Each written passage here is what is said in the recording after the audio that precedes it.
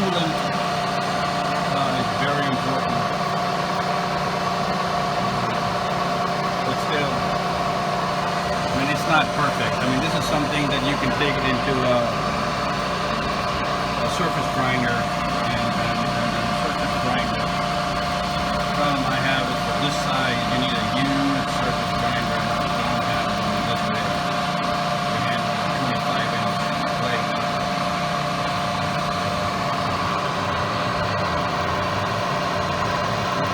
So this is actually looking pretty good.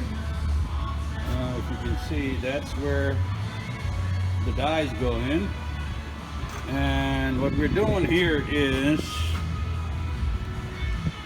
I put the set screws on the side. Obviously these two are going to be clamped down. I need to get some bolts. I don't have the right bolts. So this is going to sandwich this thing down snug first. After it is sandwiched down snug, then the idea is you just take this guy and you tighten this thing up. And I just put a little bit of force on it. I mean, this stuff is not going anywhere. But again, I'm human. Machines are different. So,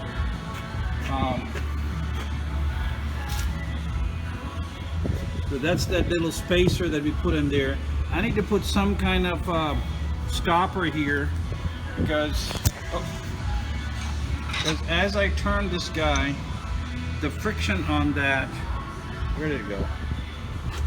The friction on that causes it to turn, see, inward.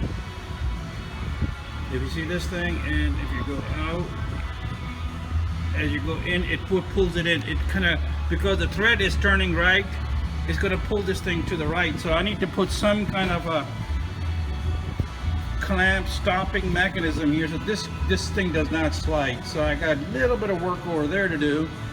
Other than that, I think we're doing good here. I mean, you know, the idea would be I would put the entire 7-inch die here, okay?